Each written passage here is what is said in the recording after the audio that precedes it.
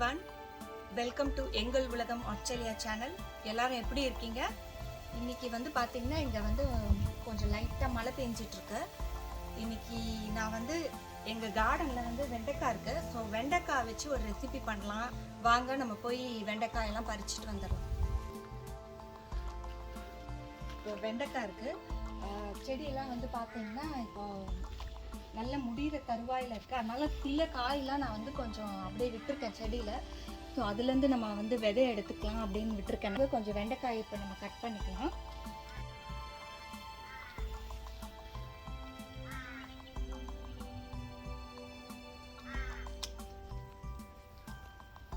Cut பண்ணியாச்சு. அப்புறம் நிறைய பச்சை மிளகாய் இருக்குது. ஸோ அதனால் நான் கொஞ்சம் பச்சை மிளகாயும் இந்த தொக்குக்கு யூஸ் பண்ணிக்கலான்னு இருக்கேன். அதனால் கொஞ்சம் பச்சை மிளகாய் எடுத்துக்கலாம்.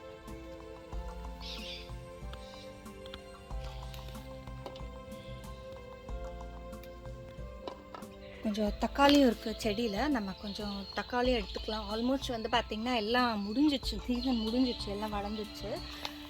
இப்போ கொஞ்சம் கருவேப்பிலையும் எடுத்துக்கலாம். வாங்க.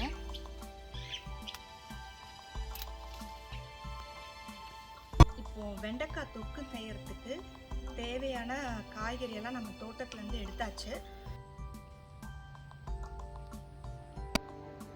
வாங்க, இப்போ வந்து நம்ம தோட்டத்துலேருந்து பறிச்சது கொண்டு வந்திருக்கோம். இப்போ வந்து வெண்டைக்காய் தொக்குக்கு தேவையான பொருட்கள் என்ன அப்படின்றத பார்க்கலாம். ஒரு 5 பல்லு பூண்டு,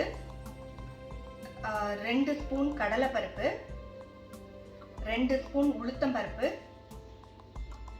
கொஞ்சம் புளி. உங்களுக்கு நல்ல புளிப்பாக வேணும்னா கொஞ்சம் கூட நீங்கள் ஆட் பண்ணிக்கலாம். எனக்கு இந்த அளவுக்கு போதுமானது, அதனால் இதை எடுத்துக்கேன். அப்புறம் கொஞ்சம் சீரகம், அப்புறம் வதக்கிறதுக்கு எண்ணெய், உப்பு, அப்புறம் நம்ம தோட்டத்துலேருந்து எடுத்துகிட்டு வந்த வெண்டைக்காய், பச்சை மிளகாய், தக்காளி, கருவேப்பிலை. அப்புறம் தாளிக்கும் போது எண்ணெயும் கடுகும் வேணும் உங்களுக்கு. இந்த வெண்டைக்காயை தோட்டத்துலேருந்து எடுத்துகிட்டு வந்தோம் இல்லையா, அதனால நம்ம இதை ஃபஸ்ட்டு நல்லா கழுவிக்கலாம். இப்போது நான் வெண்டைக்காயெல்லாம் நல்லா கழுவிட்டு அப்புறம் ஒரு கிச்சன் பேப்பர் டவல் வச்சு இருக்கிற ஈரத்தெல்லாம் தொடச்சி எடுத்துட்டேன். இப்போ வந்து நான் கட் பண்ண போகிறேன்.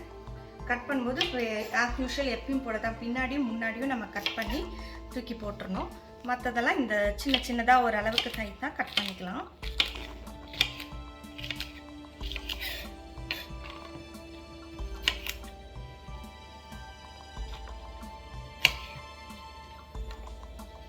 நம்ம வந்து தோட்டத்துலேருந்து எடுத்து வந்ததுனால நல்லா வழுவழுப்பாக இருக்கும், இன்றைக்கி ஃப்ரெஷ்ஷாக இருக்குங்களா, அதனால. இப்போது நம்ம தக்காளி வெட்டி முடிச்சப்புறம் எல்லாத்தையும் வதக்கிக்கலாம். இப்போ ஃபஸ்ட்டு வந்து இந்த கடலைப்பருப்பு, உளுத்தம்பருப்பு, பூண்டு, சீரகம் இதெல்லாத்தையும் நம்ம கொஞ்சம் ஒரு பேனில் எண்ணெய் ஊற்றி வறுத்து எடுத்துக்கலாம். ஸோ அதனால நான் ஆல்ரெடி என் பேன் வந்து ஹீட் ஆகிடுச்சு. எண்ணெய் ஊற்றுறேன். ஒரு 1/2 ஸ்பூன் எண்ணெய் ஊற்றிக்கிறேன். ஃபஸ்ட்டு வந்து பார்த்திங்கன்னா கடலைப்பருப்பு போடுறேன். அதுக்கப்புறம் உளுத்தம்பருப்பு, அதுக்கப்புறம் வந்து 5 பல்லு பூண்டு. இதை நல்லா நம்ம வந்து வறுத்துக்கலாம். சீரகம் வந்து நான் கடைசியாக போட்டுக்க போகிறேன். ஏன்னா முதலே போட்டிங்கன்னா ரொம்ப சீக்கிரமாக வறுத்துடும்.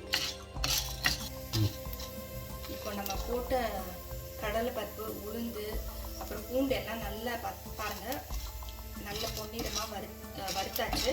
இப்போ நான் கொஞ்சம் சீரகம் எடுத்து வச்சுருந்தீங்களா, 1 ஸ்பூனு, அதை வந்து இதில் போட போகிறேன். சீரகம் போட்டுட்டு ஒரு 2 நிமிஷம் வதக்கினா போதும். வறுத்ததெல்லாம் நம்ம வந்து ஒரு பிளெண்டரில் மாற்றிக்கலாம்.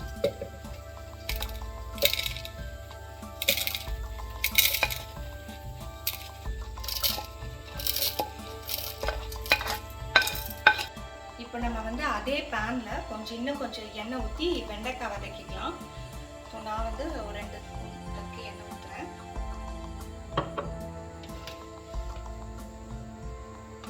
இப்போ நம்ம வெட்டி வச்சுருக்கோம் இல்லைங்களா, அந்த வெண்டைக்காய் ஃபுல்லாக இதில் போட்டுக்கலாம்.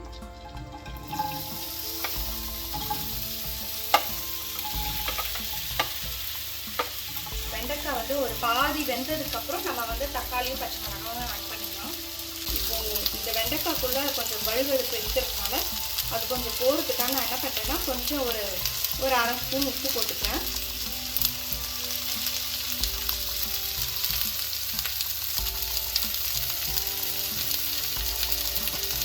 உப்பு போட்டுட்டு நல்லா மறுபடியும் நல்லா கலந்துக்கோங்க.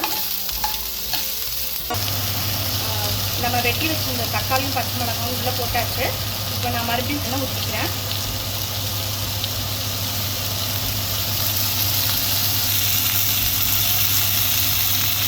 வெண்டைக்காய் பாதி வதங்கினப்புறம் நான் வந்து வெட்டி வச்சிருந்த தக்காளியும் பச்சை மிளகாயும் போட்டுருக்கேன்.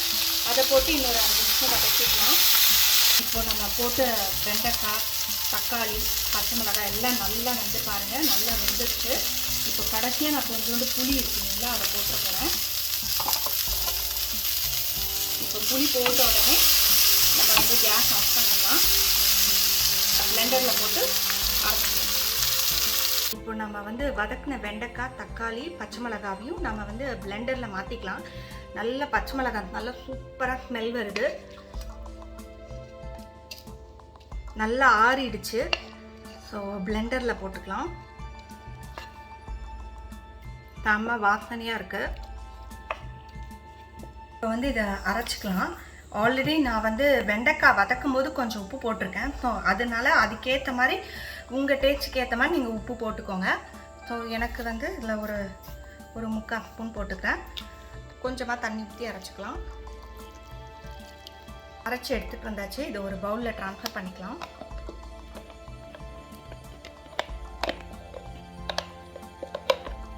இப்போது நல்லா அரைச்சாச்சு. இதை வந்து கொஞ்சம் தாளிப்பு போட்டுக்கலாம். 1 ஸ்பூன் எண்ணெய் ஊற்றிக்கலாம்.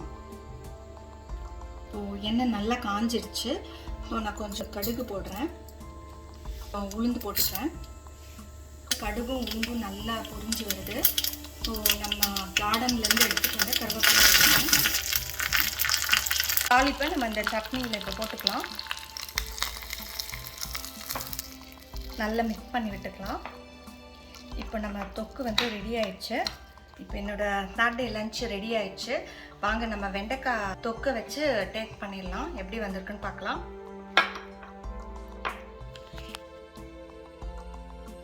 நல்ல சூடான சாதத்தில் நான் வெண்டைக்காய் தொக்கு போட்டிருக்கேன். அது கூட கொஞ்சம் நெய் ஊற்றிக்கலாம் மேலே. நல்ல வெண்டைக்காய் தொக்கியும் நெய் சாதத்தோடு கலந்துக்கிறேன் நான். வாங்க டேஸ்ட் பண்ணிடலாம்.